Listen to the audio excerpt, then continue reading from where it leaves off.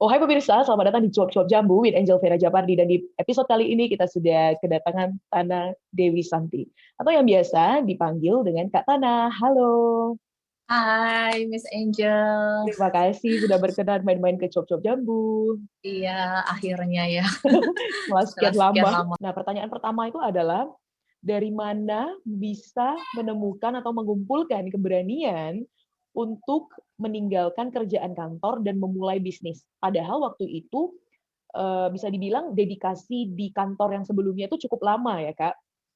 9 tahun. Yes, dari mana itu akhirnya menemukan keberanian untuk meninggalkan meja kantor? Hmm, Sebenarnya pertamanya nggak berani juga ya. Seperti ibu-ibu yang lain pasti nggak berani. 9 tahun saya bekerja. Terus saya punya anak pertama namanya Kianu. Terus anak kedua saya Kinan. Nah, di situ saya melahirkan udah 6 bulan. Mm-mm. Tiba-tiba saya hamil lagi di usia anak saya yang kedua itu umur 6 bulan. Nah, jadi saya udah apa ya, tingkat kesetresan ibu yang bekerja kalau anaknya banyak itu kayaknya gimana paginya, bangun paginya ngurusi anak gitu. Sementara kita mau kerja, suami mau kerja, kayaknya stres banget. Jadi pasti kita ada apa ya, curhat sama suami saya udah nggak mau lagi kerja ya, saya nggak mau lagi kerja, saya mau ngurus anak saya aja karena Mm-mm. bangun pagi pasti susah ya. Sementara saya dulunya bekerja, anak saya sudah titip sama mama saya semuanya. Mm-mm. Jadi mau 3 anak lagi mana mungkin ya kan, Miss? Iya, iya. Nah, jadi saya panggil Miss Angel aja ya. Ya, boleh, boleh, Terus boleh. jadi tiap malam saya nangis. Saya dikuliahkan, mama saya sarjana, saya pinginnya tetap bekerja membantu suami Mm-mm. ya, karena kalau misalnya keinginan kita banyak tapi kalau menolong suami, niatnya menolong suami ya, pasti kebutuhan kita pengen rumah, pengen mobil, Mm-mm. pengen asuransi sekolah anak, pengen anak sekolahnya yang bagus. Mm-mm. Jadi kalau mengharapkan kerjaan suami bisa, ya bisa. Cuma saya pengennya lebih gitu ya. Misalnya mau ngasih apa ya, ibu saya dengan uang Mm-mm. saya tanpa membebani suami saya. Mm-mm. Nah, saya di anak ketiga ini tiba-tiba saya hamil, kata orang anugerah. Ya betul. Nah, sekarang ini baru kita mikirnya. Tapi dulu saya pikir saya ingin bunuh diri, ingin gimana ya. Tiba-tiba baru 6 bulan hamil lagi. Di situ baru muncullah keinginan saya. Padahal dari 5 tahun saya bekerja, saya ingin melepaskan diri dari perusahaan itu, tapi saya nggak berani. Mm-mm. Saya nggak punya skill untuk jiwa pedagang saya. Saya takut rugi. Pasti semua seperti itu. Saya takut rugi dengan modalnya yang pas-pasan.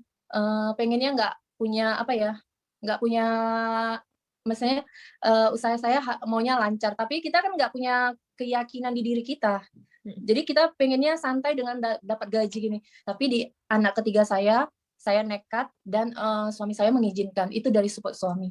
Jadi suami saya memberikan modal, ya dulunya modalnya 100 juta. Tapi dengan buka usaha baju pertamanya, tapi saya udah mulai menjual online dengan teman-teman. Mm-mm. Mm-mm. Jadi selama saya 9 tahun bekerja pasti ada titik jenuh. Saya nggak mungkin seperti ini terus ya kan. Mm-mm. Jadi mulainya dulu BB ya, punya HP BB. Kenapa saya nggak buka grup online Mm-mm. sambil kerja saya jual seperti itu. Jadi ternyata respon teman-teman saya tuh bagus banget gitu ya. Saya juga saya pakai baju, orang banyak tanya. Jadi saya jual apa yang saya pakai di waktu kerja itu. Jadi mulai, kenapa kata suami saya nggak buka usaha butik aja? Saya berpikir iya juga ya. Kita mulai dari awal. Jadi suami saya memberikan uang, itulah modalnya 100 juta. Mm-mm. Kita sewa butik di Binjai Supermall. Tapi yang saya senangi dari suami saya, dia mendukung saya 100%. Gini katanya, kalau misalnya uang saya yang saya beri ini kalau misalnya jualannya nggak laku, usahanya nggak lancar, itu nggak apa-apa. Jangan, maksudnya kalau kita mikirnya kalau jualan itu pinginnya untung aja ya. Ya, ya. Supaya nggak Tapi suami saya bilang, ngebebani, ya. iya, iya. Tapi suami saya bilang, jangan pikir untungnya. Misalnya misalnya mami rugi, ya, masih ada papi yang bekerja, masih ada papi gaji papi untuk ini. Jadi saya senang banget gitu ya. Jadi apa ya, buka usaha itu ya kayaknya happy banget gitu. Suami mendukung. Terus kita berhenti kerja, tapi kalau ditanya teman, kenapa berhenti kerja? Nah, kita buka usaha. Nah, itu yang saya kadang-kadang dengar omongan teman-teman, omongan orang, omongan teman mama saya, kuliah tinggi-tinggi, akhirnya jadi ibu rumah tangga. Nah, itu kan kayaknya sedih banget ya. Sedih mikiri orang tua gimana ya, anaknya sekolah tinggi-tinggi, akhirnya jadi ibu rumah tangga. Nah, itulah saya dikasih modal, saya buka usaha jual baju muslim. Nah, di situ. Oke. Nah, baru-baru buka toko di BSM ya, kita anak Ya, DJ nyebutnya BSM. Ya, business from home. Ada cibiran-cibiran atau kesulitan-kesulitan atau apa ya?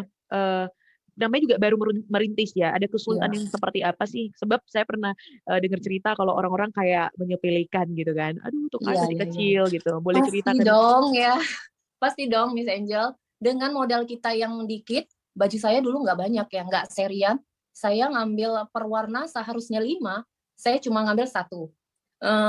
Berharap yang 1 ini adalah yang terfavorit dari customer. Jadi saya milih nih, karena modal saya 100 juta itu, saya sewanya aja udah berapa ya. Terus saya buat apa ya, renovasi butiknya itu supaya menarik orang. Jadi bukan sembarangan toko aja. Jadi saya dekor, saya beli, itu udah hampir habis 60% duit saya.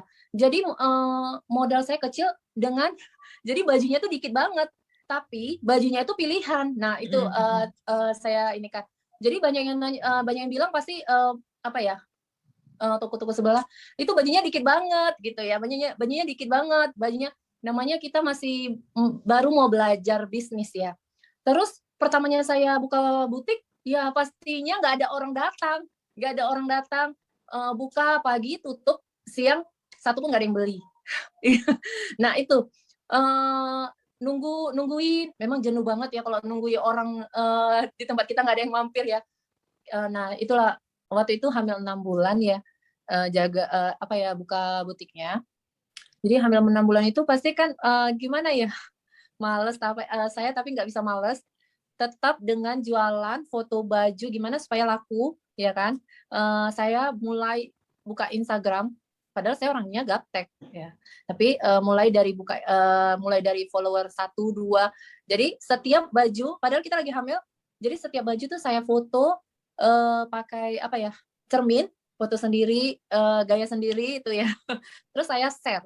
Nah, saya rajinnya begitu sampai banyak yang bilang itu lagi hamil, bolak-balik tukar baju. Tapi kan maksudnya supaya apa ya? Supaya baju saya itu gimana laku, makanya saya berusaha seperti itu.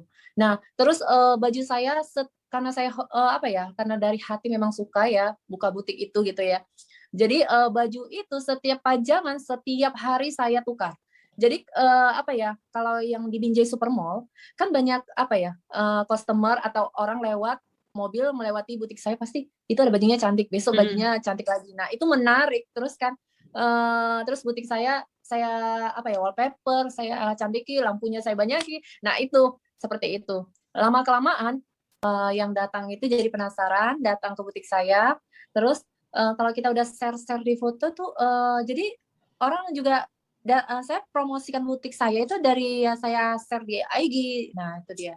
Jadi mulainya juga kenapa follower saya bisa sampai 264 sekarang ya dari omongan ke omongan.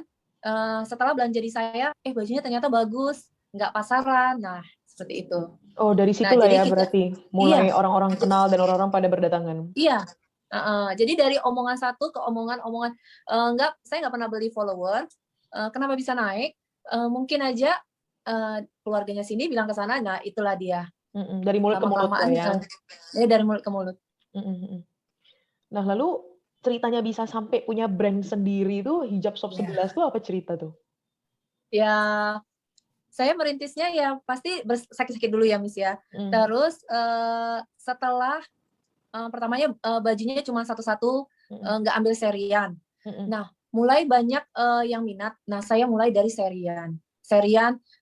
Jadi udah mulai banyak saya buat serian. Terus butik saya juga dari 1 ruko jadi 2 ruko berkembangnya. Jadi 2 ruko. Terus pertamanya karena follower peminat barang saya itu banyak, tapi reseller saya nggak bisa mensubsidi saya dengan misalnya saya pakai baju warna hijau, orangnya minta hijau nggak bisa ya. Jadi saya mikirnya kenapa sih ya saya nggak buat sendiri dengan apa yang saya mau. Nah, yang semua saya jual itu semua udah pilihan saya. Nah, bajunya semua udah selera saya karena saya mau kalau mau jual harus saya pakai dulu itu dengan gaya saya, versi saya. Nah, saya pengen kadang-kadang pengen baju ini tapi dapatnya dikit. Nah, saya mulailah berpikir untuk kenapa saya nggak jahit. Tapi jahitnya nggak berani banyak. Pertamanya itu saya jahit cuma 20 piece. Nah, 20 piece dengan bahan yang mahal pastinya ya. Bahan yang mahal, tukang jahitnya mahal. Tapi alhamdulillah banyak peminatnya. Nah, mulainya dari situ. Lama-kelamaan mungkin mereka lihat cutting baju saya, terus versi dengan yang lainnya beda ya. Versinya beda. Hari itu lagi hits banget baju mermaid. Baju model mermaid. Jadi itu pertama kali saya buat baju di desain baju mermaid ala Katana yang banyak banget yang suka. Ya dari modelnya, terus bahannya, terus bahannya cuttingnya dengan harga yang tidak terlalu mahal pastinya. Lama-kelamaan saya buat dari bertahap 20, 50, 10 sampai 100 sampai akhirnya pernah 1000 piece.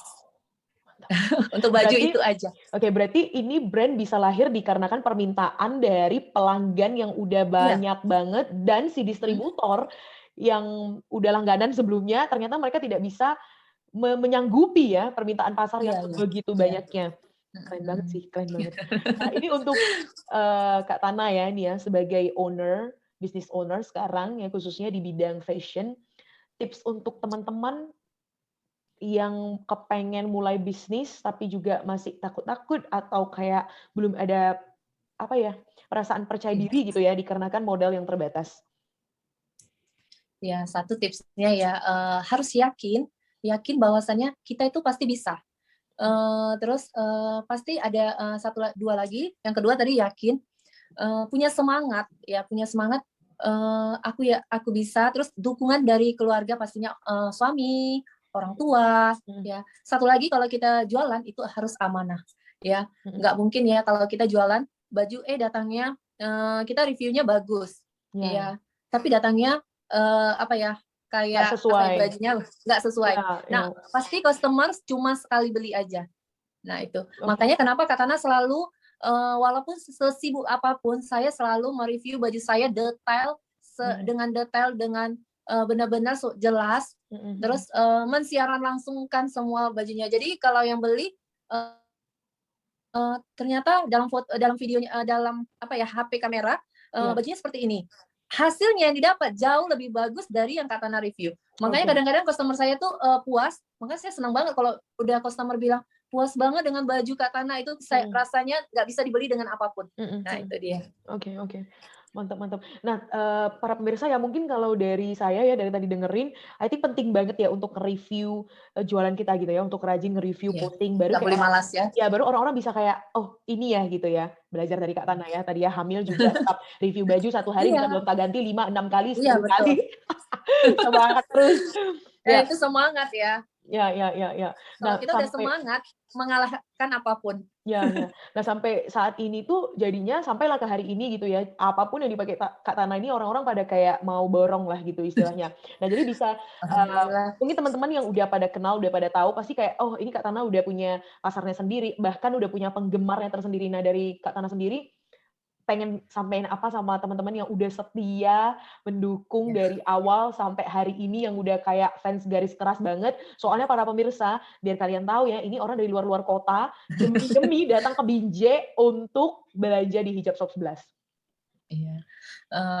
Gimana ya? Saya senang banget ya.